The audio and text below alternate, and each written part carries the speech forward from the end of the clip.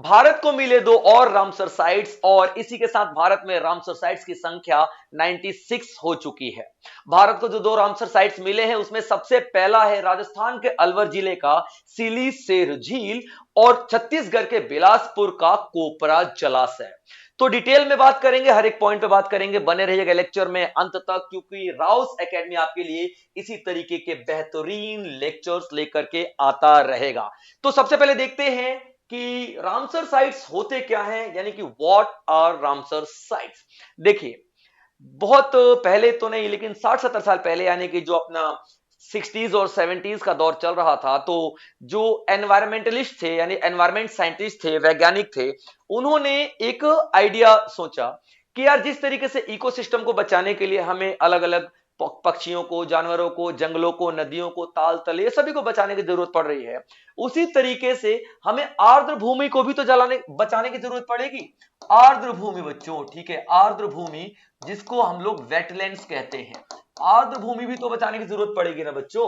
अब ये आर्द्र भूमि क्या है भाई साहब? देखिए, आर्द्र भूमि पूरी तरीके से ना तो प्रॉपर पानी वाला जो एक एरिया है जिसमें कि सिर्फ नदियां ही नदियां आ रही हैं, है ना, और ना ही पूरा सूखा है। तो मतलब छोटे मोटे आप कह लो तो दलदल कह लो, मैं अगर दलदल कहूंगा तो ठीक रहेगा, ठीक है, दलदल यूं कह लीजिए, ठीक है। हाँ, किसी दलदल में बहुत ज्यादा पानी होता है, किसी दलदल में बहुत कम पानी होता है, कीचड़ बहुत ज्यादा होता है, कीचड़ कम होता है, कुछ ऐसे ही होता है ना। लेकिन दलदल को हम लोग यहाँ पे बचाने की बात कर रहे थे, यानी कि एनवायरमेंटलिस्ट ने ये सोचा कि दलदलों को भी बचाने की जरूरत तो हमें पड़ेगी। अब क्यों? क्योंकि इसमें भी तो जीव जंतु होते हैं जो कि हमारे इकोसिस्टम के लिए जरूरी है।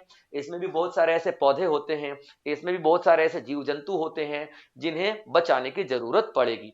तो 1970s में ये जैसे ही जरूरत महसूस हुई तो एक मीटिंग की गई बहुत सारे देशों के द्वारा, और ये डिसाइड किया गया कि अब हम किसके लिए काम करेंगे, तो अब हम जलाशयों के लिए काम करेंगे, यानी कि अब हम काम करेंगे आर्द्र भूमि के लिए, आर्द्र भूमियों के लिए काम करेंगे, जलाशयों के लिए काम करेंगे, झीलों के लिए काम करेंगे, जिन्हें हम लोग वेटलैंड्स कहेंगे, और आर्द्र भूमि हम लोग इनको कहेंगे, ठीक है बच्चों, याद रखिएगा।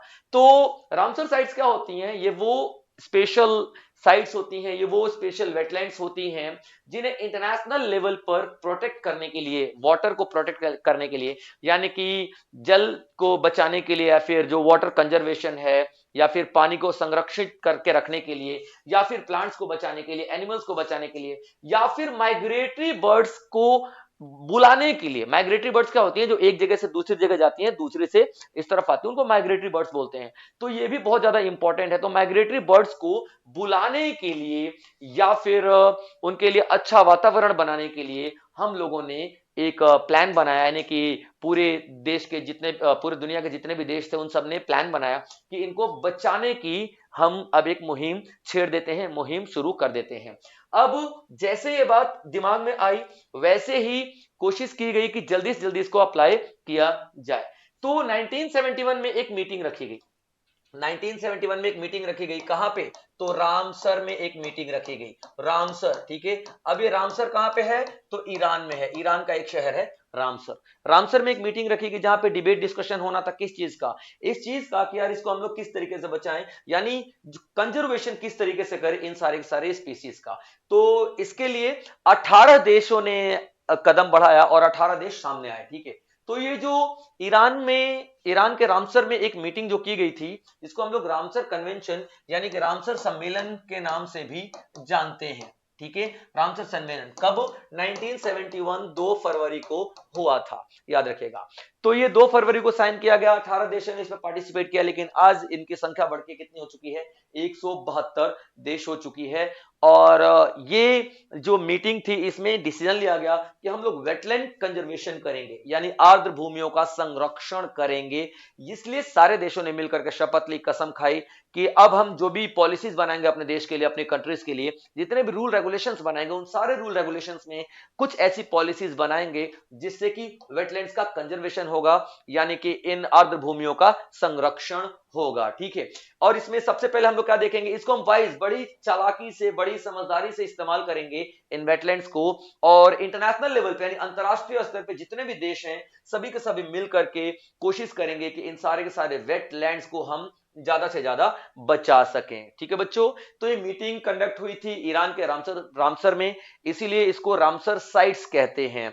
2 फरवरी 1971 को हुई थी और भारत इसका हिस्सा अभी नहीं बना है, भारत बनेगा 1982 में। ठीक है, तो चलिए, इन्होंने डिसाइड तो कर लिया कि यार रामसर साइट्स को हम बचाएंगे, यानी उन दलदलों को बचाएंगे, उन वेटलैंड्स को बचाएंगे, उन आर्द्र भूमियों को बचाएंगे। लेकिन किन को बचाएंगे? क्या हम इस धरती पे जितने भी आर्द्र भूमि है सभी को बचाएंगे? नहीं बच्चों, कुछ क्राइटेरिया दिया गया है रामसर साइट्स में शामिल करने के लिए। ठीक है, तो क्राइटेरिया क्या है सबसे पहले देख लेते हैं। ठीक है, जो रामसर साइट्स हैं, ठीक है, उसमें किन किन साइट्स को डाला जाएगा? उन साइट्स को डाला जाएगा जो कि सपोर्ट करते हैं रेयर और एंडेंजर्ड स्पीसीज को। जैसे मान लीजिए कुछ पौधे हैं, ठीक है, यूनिक यानी कि जो रेयर यानी कि जो यूनिक है। ठीक है, जैसे मान लीजिए कुछ पौधे हैं जो खत्म होने वाले हैं, तो कुछ प्लांट्स हैं जो कि खत्म होने वाले हैं, जो कि जो अभी या फिर खत्म होने की कगार पे हैं, उनको बचाने वाले जितने भी स्थल हैं, जलाशय हैं यानी कि रिजर्वायर है, या फिर लेक है, झील है, या फिर ऐसे कोई दलदल है, उसको बचाने वाले उनको हम लोग क्या डाल देंगे यहाँ पे, इस लिस्ट में डाल देंगे, रामसर साइट्स की लिस्ट में कवर कर देंगे हम लोग। क्लियर है पॉइंट? जैसे कि अभी देखिए एक कोई प्लांट है जो जैसे अभी वेस्टर्न घाट की बात कर लेते हैं। ठीक है, एक वेस्टर्न घाट में एक स्पेसीज है प्लांट का, ठीक है, एग्जांपल के तौर पे मान रहा हूं, ठीक है, याद रखना। तो वेस्टर्न घाट में कोई ऐसी स्पेसीज है जो कि खतरे में है, एंडेंजर्ड है, यानी कि अब वो विलुप्त होने ही वाली है, लेकिन वो स्पीसीज को यहाँ पे एक जलाशय है, यहाँ पे एक जलाशय है या फिर एक लेक है वेस्टर्न घाट में, वो क्या करता है, बचा रहा है। यानी कि वो स्पीसीज सिर्फ और सिर्फ वेस्टर्न घाट में ही मिलती है, तो पूरे दुनिया मिलकर के वेस्टर्न घाट को बचाने में लग जाएगी, क्योंकि वेस्टर्न घाट बच गया तो ये यूनिक स्पीसीज हैं प्लांट की या एनिमल्स की, जीव जंतुओं की, वो अपने आप बच जाएंगी। ठीक है बच्चों, तो उन सारे साइट्स को हम लोग इसमें शामिल कर लेते हैं जो कि सपोर्ट करते हैं किसको, रेयर स्पीसीज को, रेयर जीव जंतुओं को सपोर्ट करते हैं, चाहे वो प्लांट्स हो चाहे वो एनिमल्स हो। ठीक है, जो माइग्रेटरी बर्ड्स के लिए घर का काम करें, जो हमारे इकोलॉजी या इकोलॉजिकल बैलेंस को बना करके रखें, जो हमारे फिश स्वैम्पिंग,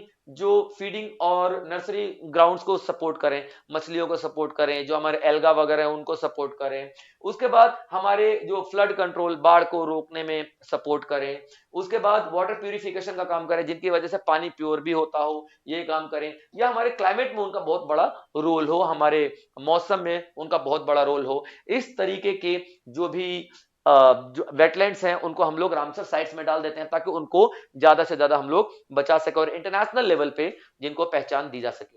तो ये सारे सारे क्राइटेरिया को पार किया था सबसे पहले एक साइट ने, यानी कि रामसर साइट, वर्ल्ड का सबसे पहला रामसर साइट, ठीक है, क्यूबोर्ड पेनिनसुला ऑस्ट्रेलिया का, जिसे 1974 में रामसर साइट्स में ऐड किया गया था। ठीक है, चलिए अब हम देख लेते हैं भारत के बारे में क्या है। मैंने जैसा कि आपको बताया जो इंडिया है वो 1972 में एंट्री किया था इस पूरी की पूरी मीटिंग में। स्टार्टिंग में खाली 18 देश थे, तो इसमें इंडिया नहीं था, India was not the part of Ramsar convention at that time, but 1972 में 1900 नॉट 72 1982 1982 में इंडिया पार्टिसिपेट करता है और इंडिया इसका मेंबर बन जाता है। तो उसी साल में चिलिका लेक को शामिल किया गया था भारत की तरफ से, और कोलोराडो नेशनल पार्क राष्ट्रीय उद्यान को शामिल किया गया था रामसर साइट्स में भारत की तरफ से। तो ये दो याद रखिएगा आप लोग। Clear point? और भारत में किस राज्य में सबसे ज्यादा रामसर साइट्स हैं? तो तमिलनाडु में सबसे ज्यादा रामसर साइट्स हैं। किस देश में सबसे ज्यादा रामसर साइट्स हैं? तो यूनाइटेड किंगडम यानी यूके में सबसे ज्यादा रामसर साइट्स हैं। ये बात याद रखेगा, ठीक है। सबसे बड़ा रामसर साइट जो भारत का है वो कौन सा है? सुंदरबन वेटलैंड या फिर सुंदरबन आर्द्र भूमि, जो कि वेस्ट बंगाल में है, ये सबसे बड़ा भारत का है। सबसे छोटा की बात कर लेते हैं तो रेणुका वेटलैंड यानी कि रेणुका आर्द्र भूमि जो कि हिमाचल प्रदेश में है, याद रखेगा। और एक अनोखा वेटलैंड भी है, यानी कि एक यूनिक वेटलैंड की बात करें तो लोकतक लेक यानी लोकतक झील, याद रखेगा। ये दुनिया का इकलौता तैरता हुआ झील है, तैरता हुआ, जो कि मणिपुर में, वर्ल्ड्स ओनली फ्लोटिंग लेक, यानी दुनिया का तैरता हुआ इकलौता झील है ये, याद रखेगा। इंपॉर्टेंट पॉइंट, ठीक है बच्चों।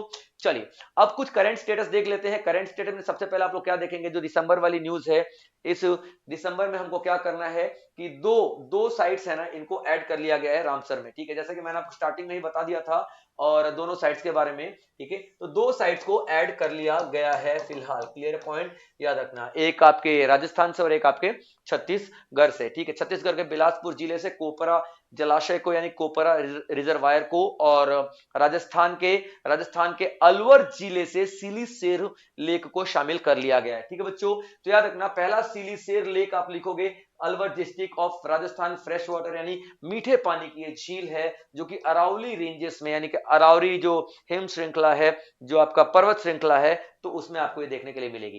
कोपरा रिजर्वायर की बात कर रहे हैं, कोपरा रिजर्वायर की बात कर रहे हैं यानी कि जलाशय है, ये बिलासपुर जो एक डिस्ट्रिक्ट है छत्तीसगढ़ का उसमें शामिल है, और ये भी एक फ्रेश वाटर रिजर्वायर है। और जैसे ही इंडिया के ये दो साइट्स को शामिल किया गया तो इंडिया में टोटल अभी संख्या हो चुकी है कितनी, 96, ठीक है बच्चों। तो आज के लिए इतना ही, और आई होप आप लोगों को चीजें समझ में आई होंगी। मिलेंगे इसी तरीके से और लेक्चर्स में, तब तक आप लोग बने रहिएगा हमारे चैनल पे, सब्सक्राइब करके जरूर जाना। जय हिंद।